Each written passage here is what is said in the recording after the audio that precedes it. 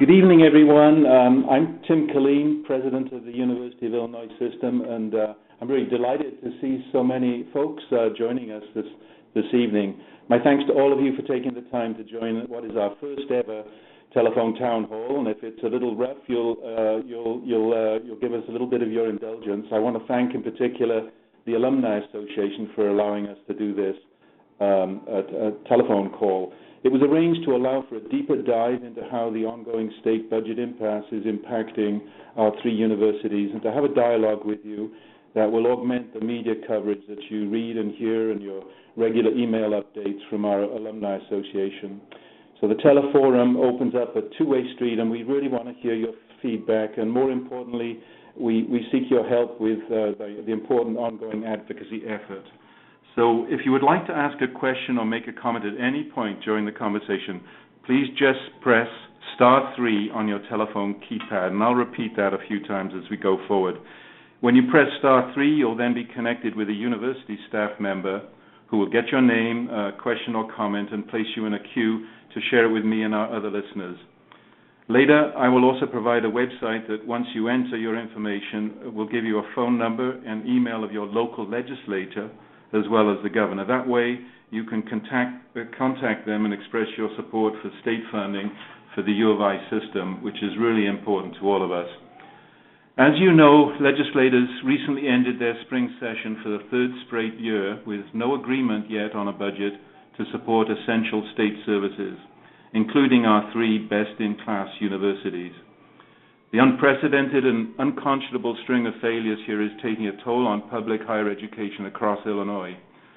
The U of I system is likely holding up better than some of our sister universities and remains strong thanks to prudent fiscal management over the years, cost-saving initiatives, and 2 years of successive enrollment increases. Still, however, we're feeling the impact of a nearly $765 million shortfall over the last 2 years, and cannot help sinking into deeper financial hole without jeopardizing our life-changing contributions to students across the state and to the public good. It's not, I want to assure you, a matter of shutting our doors. We won't. We will be here. This year marks the 150th anniversary of our founding, and we will still be fulfilling our land-grant mission 150 years from now. But it is a matter of quality and excellence, and retaining that and persisting with the amazing quality that the university has exercised. The budget impasse is threatening that foundation of excellence that has made our U of I system a cut above, in fact, a global leader in education and discovery.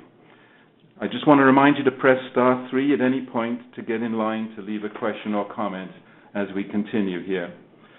The slope we're on due to the funding shortfall is one that turns slippery fast and starts with our ability to recruit and retain world-class faculty and staff. That's my single biggest worry. If they go, so do the students who want to study under the best and brightest, and the research funding that fosters discovery, innovation, and economic growth for the state. The signs of wear are already showing after these 2 years.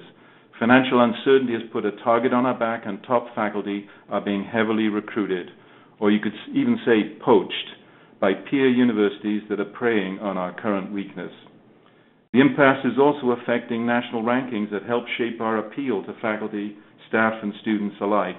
Programs long ranked among the country's best have seen declines. Overall ratings could be impacted by funding shift-based shifts in metrics, such as student-to-faculty ratios, and those we have seen increase from about 15 to 70%. That's the ratio of students to faculty on our campuses.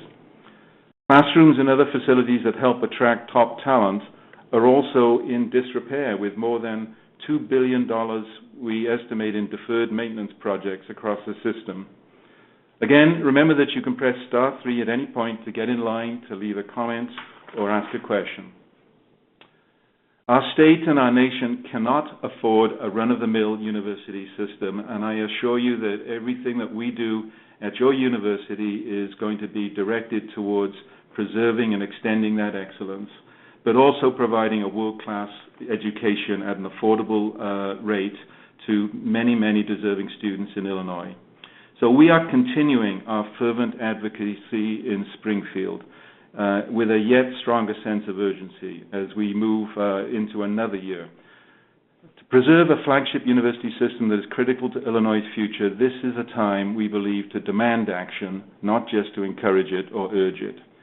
We have also proposed what I believe is a responsible and innovative way forward. Our proposed U of I Investment, Performance, and Accountability Commitment, or IPAC for short, would provide predictable funding for university operations over the next 5 years in exchange for important tangible performance goals that serve the needs of the state. The standards include holding the line on tuition, keeping our product affordable, and as you know, we've frozen tuition for 3 years in a row now, and we've kept mandated fee increases down for in-state undergraduates as well. IPAC would include thresholds to build on the enrollment of Illinois students and high retention and graduation rates. In fact, nationally prominent high retention and graduation rates. If approved, IPAC would also commit to unprecedented levels of financial aid for Illinois students and create a new program to recruit star faculty. We need to go from being poached to being on the drive to bring great people to our campuses. So I hope that you will join us in advocating for this critically important state support, predictable and appropriate investment in a university system that is critical to a better tomorrow for our students and our state. IPAC, I can let you know, is currently pending in the legislature, and we hope you can encourage your representatives to support the bills. It's Senate Bill 222 and House Bill 2996. You can contact your legislator now by visiting our Illinois Connection website, which is at www.illinoisconnection.org, where on the left-hand side of the screen you can find contact information for your legislators and for the governor. Thank you all for your support and for participating in this teleforum. Now, let's go to our first question. We have Eric Smith from Chicago, who's got a question about UIC. Can we hear from you, Eric, perhaps? Yeah, hello? Hello. Yeah, hi, how's everybody? I was asking a question in terms of how that impasse would affect the UIC campus, in terms of down the road, how well is that? Is it going to cause that it won't be a more focus, on minorities there, and that may want to go to school there, that may want to go to school in the community there. I mean, is it that where it offends? Most students complain about at UIC at the big thing. Well, professors don't teach, they don't focus on anything, they just focus on research. So I mean, how does it take away from general research, in terms of programs?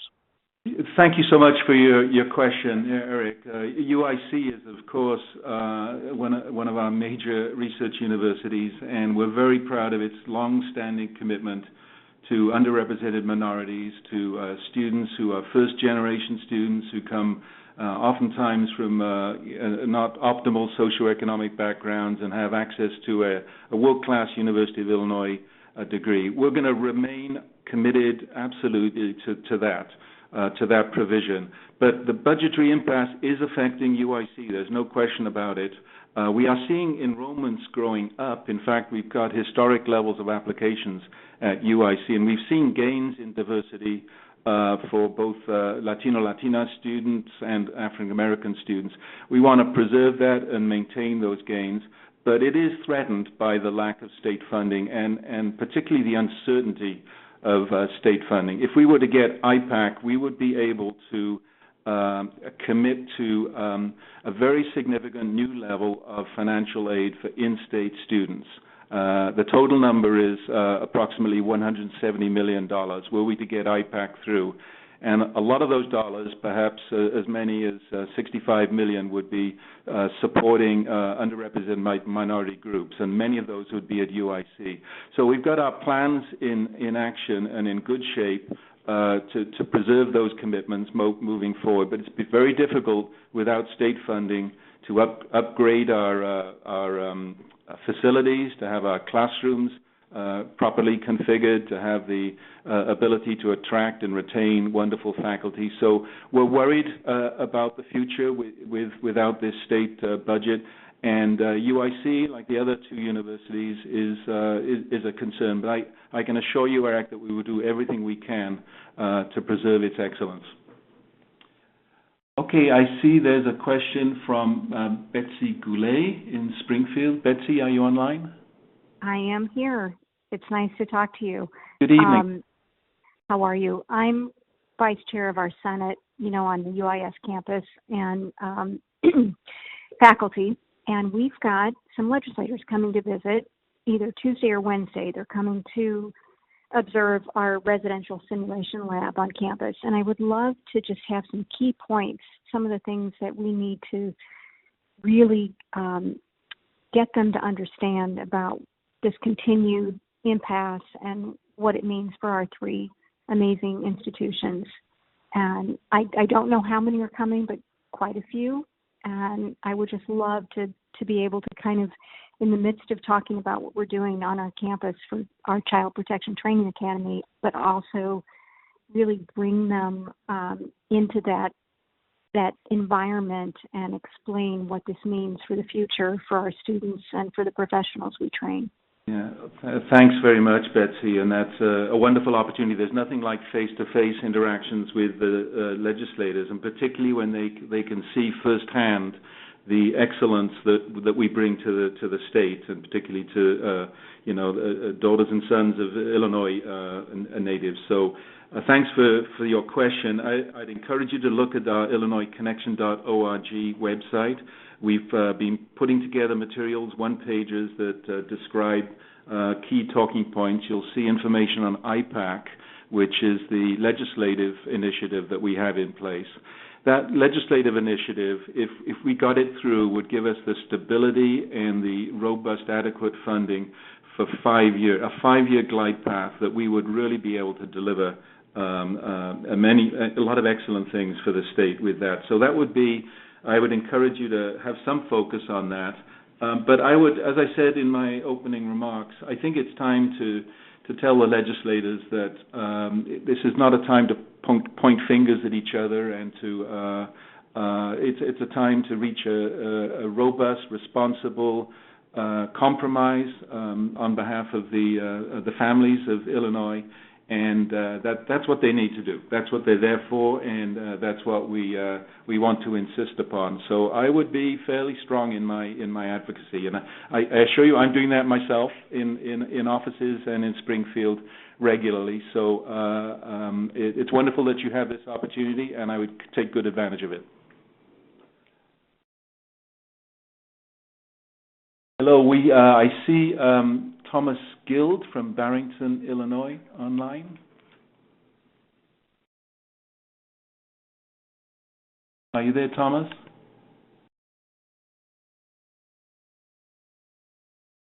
Okay, I can't hear Thomas. Maybe Samuel. And there's no place here, but Samuel, are you online? Yes, good evening, Mr. President. This is Sam Leroy. Thank you so much for having this event. Good evening. Thanks for being with us this evening.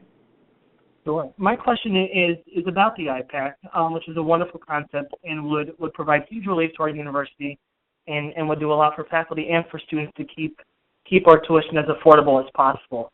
However, reading in the news throughout the years, other state university presidents and state legislators who represent other state universities have expressed concern or even resentment that IPAC would leave other state universities out to dry, and that attitude might be hurting our efforts to champion IPAC. In that light, has there been any consideration? Has there been any consideration of incorporating other state universities into the IPAC framework to build a more comprehensive coalition? Yes, thank you very much for that question. And yes, IPAC is open to any university that would like. It's a framework that could be utilized for any of the public universities, and we're very open to that.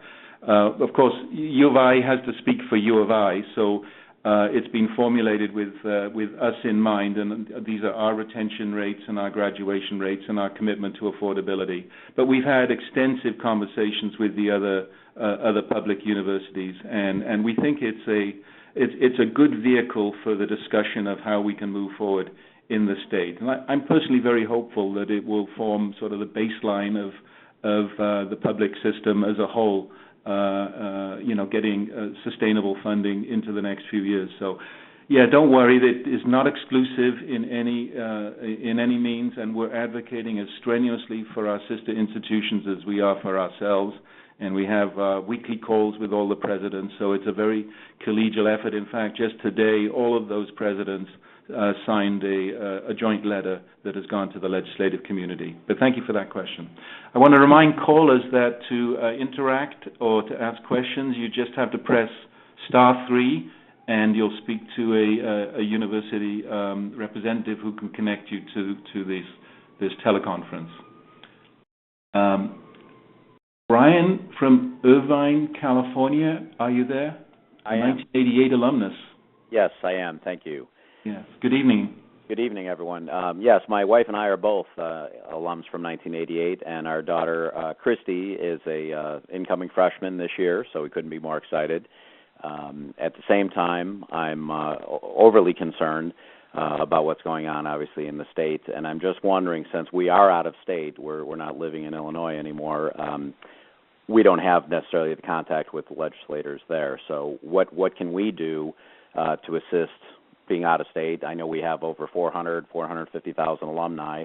What can we all do to pitch in and lend a hand? And then my second question is, where is the impact really going to be felt? Is it professors, the quality of the professors and the education potentially? Is it increase in tuition? Because my daughter's looking at potentially 6 years at Illinois between undergrad and grad school. So she had a lot of choices, and obviously we're thrilled with the fact that she's going there. But it is a concern, needless to say.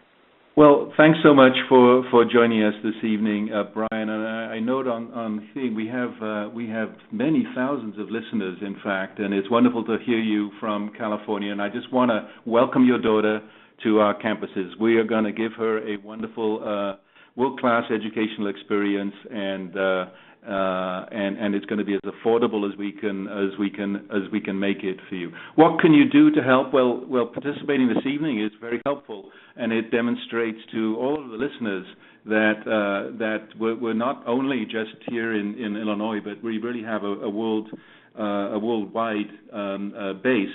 And in fact, the total living alumni base is over 750,000 individuals. So that's 750,000 people who came through our universities.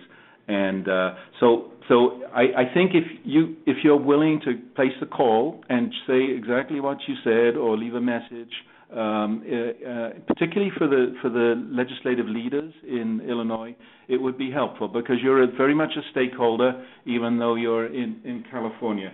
In terms of the second part of your question about what would be the more damaging elements of it, I think we're trying to manage this as responsibly and as effectively as we can, and all of our guiding principles in our decisions about what we cut back on and what we protect is based on a very simple principle that we'll do everything we can to preserve and extend the world-class student experience. So it's all about the students and all about them. We have had to defer some maintenance projects in our capital and infrastructure. We've had to do that. We've had to delay some IT projects, which over time, of course, would be very telling. But we're doing everything we can to preserve the student experience. And, of course, the faculty are critically important to that. So we're working hard to retain and recruit world-class faculty. And, in fact, within IPAC, we're going to seek to recruit another family of really top faculty, which we'll be able to do readily, I believe, with a sort of regularized budget from the state. Once we're through this period of uncertainty, we'll be able to do that effectively, I believe. So if this goes on, though, I have to say that my biggest concern, as I mentioned up front, is that we start to lose the world-class top faculty that have been really the hallmark of our three universities. We've got unbelievable talent, and, of course, the students benefit from that. And I'm concerned that if there is persisting another year of this, then we might start to see an exodus. We'll do everything we can to avoid that. I assure you we'll work very hard to do that. And I can absolutely assure you that with your daughter's arrival, she's going to have she's going to get a degree, maybe two if it's 6 years, and come out with wonderful memories and a wonderful background as well. So thank you very much for your call. I appreciate it. Thank you. Okay, I would like to ask Fazaneh Massoud of Champaign, if you're online.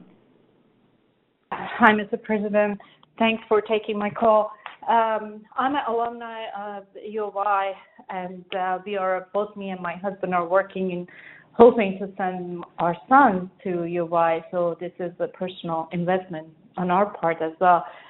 I currently work at NCSA as an employee of U of I. I would like to know what can we do to help prevent this exodus and help the faculty to secure some more funding that can help them out past this hurdle at this point, so we can relieve some pressure from our faculty. What can we do if we are not going to the legislators and those kind of people? What else can we do?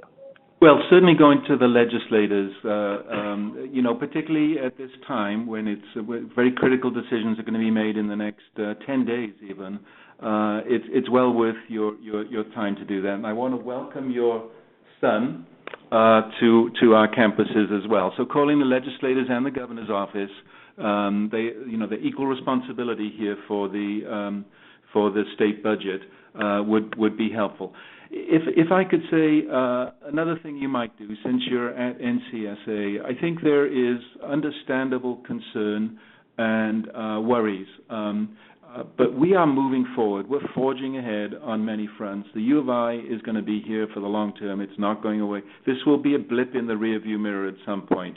So please help our faculty feel good about their contributions, about their role, about the importance in this university, and talk about recommitting to our central missions of education, research, scholarship, and commitment to the public good through economic development. All of those things we're doing in spades. So this is not a time to hit the panic button. This is a time to, in a robust way, advocate for a sustainable, reliable, predictable future for our wonderful university so that we can deliver on all fronts what the state needs and what your son will benefit from as well. Thank you for the call.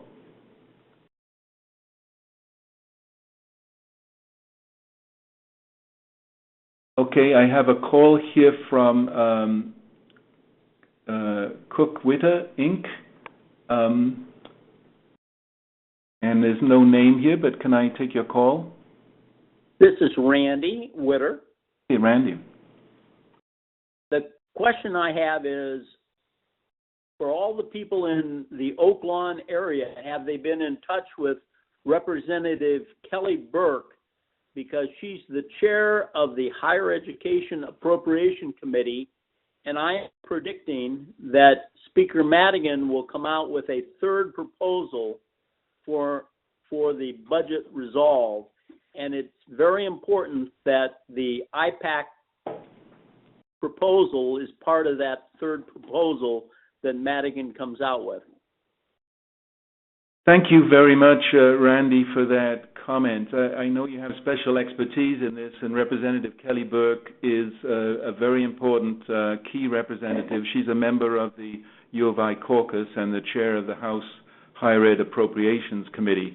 I can mention that your comments were heard by over 4,000 participants on this call, which is very good, and I'm sure we have some direct constituents there. But I think that's a very key comment, and perhaps I could ask you to write that down and maybe send an email to me so that we could incorporate it in our action plan on the Alumni Association website. Yes, very good. Thank you, Randy. Could I call on Terrence Warren from Tonka, Illinois, who I believe is with us? Hi, Mr. President. My question or concern is one that has been shared by some others as far as the faculty, and you may have already, it seems like you've already addressed a lot of it, but at the onset of tonight's forum, you mentioned that the budget impasse impacts the university system's ability to attract and retain outstanding professors and researchers. And got me to thinking back a few years ago, John Rogers, a wonderful young researcher who I predicted several years ago is going to someday win a Nobel Prize in medicine because he left Bell Labs and started working at the University of Illinois. And I know he's since gone to Northwestern, may still have some tangential tie-ins with the university. But I'm thinking or wondering if this may be the case with John Rogers as to why he left. And I was going to ask, what more can we do to prevent this sort of thing happening? When a couple previous callers, you've talked about contacting legislatures and letting the faculty know that they're appreciated, their positions and their role. And so I guess you've already addressed a lot of that. I'm wondering if you see the potential for any type of domino effect of this being a sliding pattern of where we're going to lose more and more people unless the state does something to come through with a budget. Thank you for that, Terence. I do know John Rogers, and you're exactly right. He's an amazing scholar and a developer of wearable medical implants that I think are going to transform medicine for many people, including infants who are born and may need to have special attention in hospitals. So we're very proud of John Rogers. He developed those ideas and a lot of that work at U of I. He's now at Northwestern. I did meet with him because he is one of our star faculty, and to find out whether his departure was directly related to the state budgetary system, and maybe in small part, but not the major consideration. But your worry I share, which is that if we start to lose a whole cohort and we start to lose many of our top professors in sequence, that would be something that would be very hard to rebuild from, because it's reputational damage. It's harder to pin down quantitatively, but it's what I sometimes call water cooler reputational damage, where people start to say, well, that used to be a great university, and now look what's happening. So we have to avoid that at all costs, and that's why, frankly, Terence, in the IPAC legislation, we've now included a commitment to recruiting stellar faculty. There is, not just in Illinois, but there's duress in higher education nationally, and we can recruit wonderful faculty because we have such a magnificent work environment, a lot of interdisciplinary opportunities, fabulous students, great track records of contributions. So we need to reverse that arrow, not just sit and watch it happen. I think this is contingent upon the state performing its constitutional role, which is all about support for public education. It's in the Illinois Constitution. So that's why I think we can, when we talk to the legislators, we should be pretty insistent upon this getting fixed very quickly. Because that, I think, it can take decades to build an excellent world-class university, and it would only take a few years of a situation like this to have it start unraveling. And I assure you, we're not going to let it happen, not on my watch, not on our administration leaders, not on the watch of the chancellors. We're going to do everything we can, including conducting this tele-forum this evening. Thank you again for your comments. I'd like to ask Margaret Tower from Glenview if she's online. And yes, I am. Mm-hmm. Yeah. Good evening.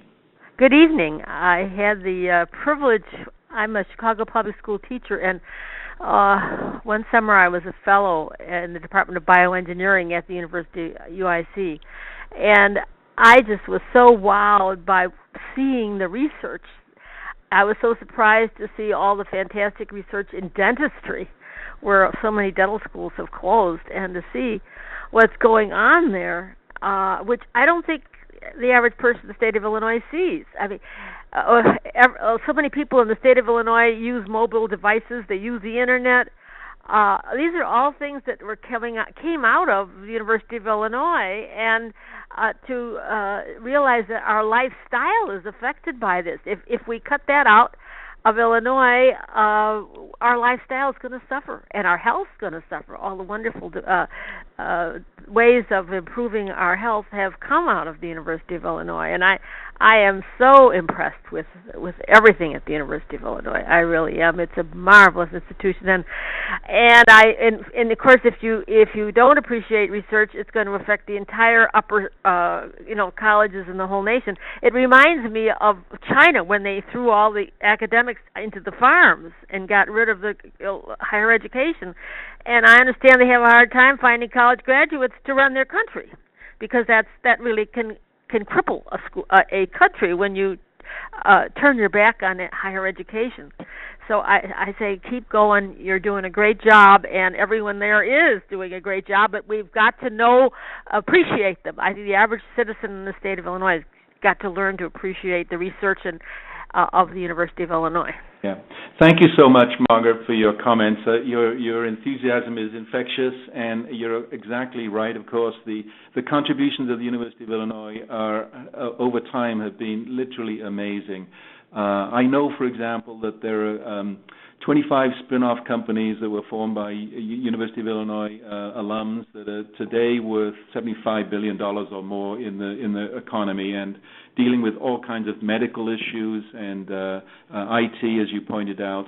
My personal favorite was the invention of indoor air conditioning way back, and if you think about the impact that has had on people's lives, particularly in the southern part of the country and elsewhere, the list is long. We can be very proud of the legacy and the contributions of the University of Illinois, but the future is every bit as bright as these talented people come together. They work through problems. They can work in interdisciplinary fields. They can train students, and the human capital flow out of our university is what is going to make Illinois strong. It's what's going to build a tax base to pay down our debts and to create prosperity and human welfare in our state and in the Midwest and beyond. So I'm 100% with you in your comments, and thank you so much for sharing them with us this evening. I believe there might be students online. I'd like to see if I can. Uraj Malik, are you there? I think you might. Yes, I'm here. Yeah. Hi, President. Thank you so much for having this conference. Thank you for being with it. IPAC proposal sounds amazing. I mean, it's like a ray of hope for students suffering financially. I'm looking into grad school. I graduated as an undergrad from UIC, and I'm looking towards my grad studies here. And if my understanding is correct, that IPAC's going to be offering financially to grad students, correct? IPAC is most of the contributions in IPAC are undergraduate students, but we, of course, we're very concerned about graduate students and affordability in that arena too. So I really encourage you to continue your studies into graduate school, and IPAC will help and will assist your future studies by providing the kind of stability, the faculty recruitment and retention that we've emphasized this evening, and the research capacity of the university. So thanks for calling in. Actually, I'm sorry. Did we lose you? Maybe we could go to Zhao Guo, Bloomington, Illinois. Hi, Mr. President. It's a privilege to talk to you. I was an international student with UIUC. I was wondering about whether this state budget stalemate will affect UFI and international students, especially after the event of a missing visiting scholar in Ying. Thank you. Thank you for your comments. We're very proud of our international student body, and they bring a lot of vitality, diversity, and of course they also have to be very well qualified to be admitted in the University of Illinois. So the intellectual heft and capacity that our international students bring is extremely valued. what I want to say is that we are the University of Illinois, and in fact, 4 out of every 5 of our undergraduates came from Illinois. So the 1 in 5 that are international students adds so much vitality, vibrancy. We would love to grow our international student body, but we're not going to do it at the expense of Illinois native students. So I can tell you that we have a strategic enrollment plan that includes targeted growth of undergraduate and our graduate student populations on all 3 universities to fulfill sort of the job needs of and the educational aspirations of both domestic and foreign students. Thank you for being with us, and good luck with your studies going forward. For new callers who arrived late, we're having a wonderful conversation, but there are thousands of people online, and I'm hoping to get as many as we can here, and I apologize if we're not getting to you quickly enough. But all you have to do is press *3, and you'll speak to a university representative who can then put you in the queue here. I'd like to go to Arthur McDade from Chicago. If you're there, Arthur, you've been waiting a while. Yes. Thank you, Mr. President, for your time, and all the other people listening into the forum. We've talked a lot about the state, but can the university go directly to the federal government? And this is where I'm going with this. There's been a lot of talk about building the infrastructure of our nation, and Illinois definitely needs to be part of that. Can the University of Illinois, through our senators and legislators for the state, also put forth an effort to bringing federal money, directly to the University of Illinois? Is that a possibility until our state can figure out what it's doing? Thank you for that comment, Arthur. Yes, we have a lot of connections with the federal agencies. If you add up all of the research and development and projects on our 3 universities, it's a big number. Total is close to $1 billion annually that comes in from external resources like that. So we spend a lot of time with federal agencies, and our faculty are so competitive when they write competitive proposals that we are, in fact, at the U of I, the most successful university in the country for gaining funding from a National Science Foundation, for example. So we're competitive in those settings. Now, I think your question maybe was more aligned in, where are we going in terms of rebuilding the infrastructure of the country writ large, and I think we have roles to play there too.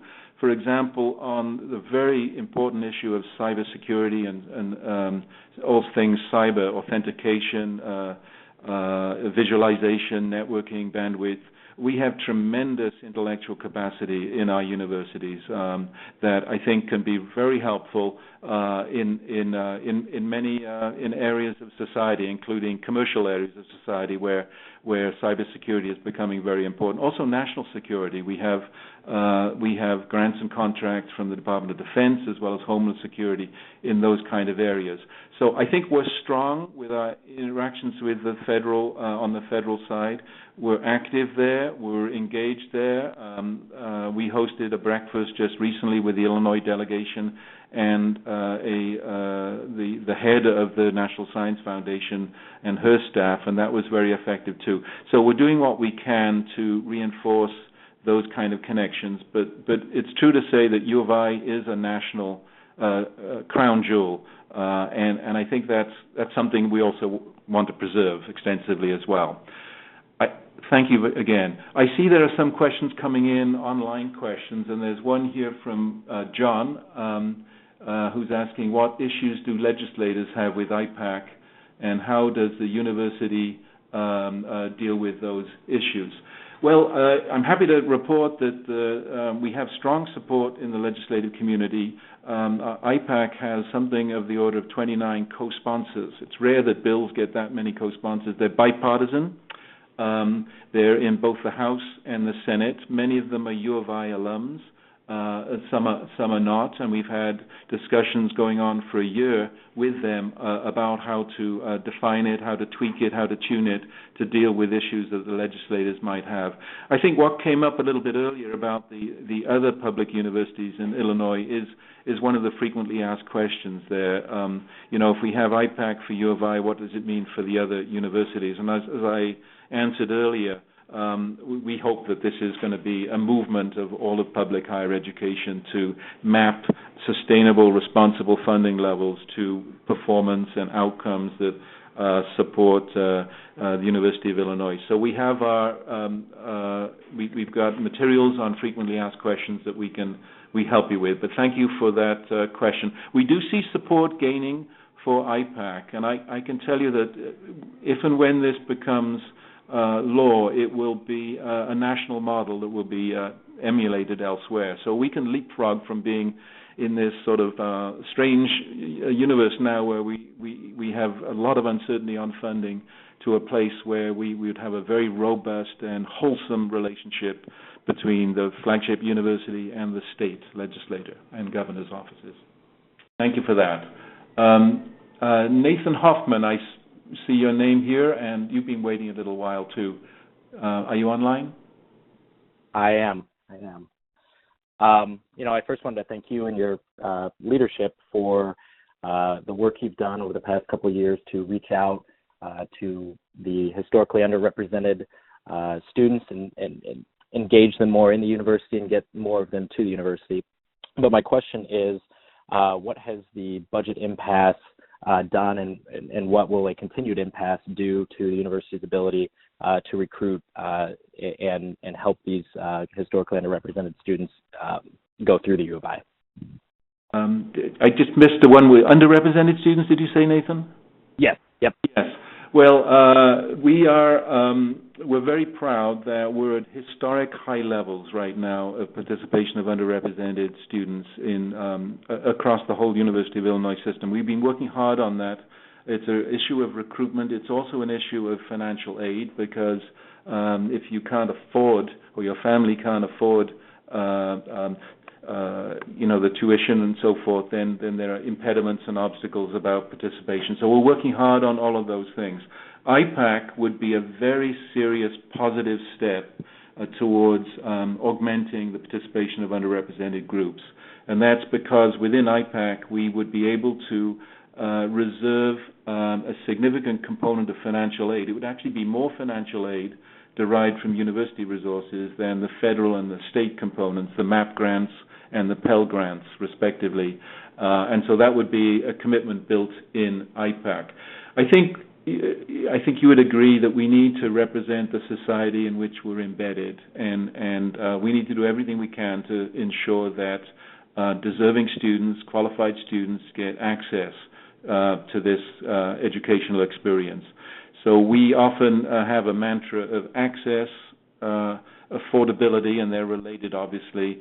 Completion is very important too. Once you get to college, it's important that you graduate with your credentials, and we're very proud of our high rates of graduation, both for underrepresented minorities, but also the student population writ large. We're operating well above national norms in that regard. So completion is part of the agenda as well. So access, completion, affordability, and then success in civil society is in many ways the hallmark of a U of I education, and that's where you see the lifelong contributions and of all our many alums, and many online now, and we thank you for hanging in there with us and being loyal participants in this.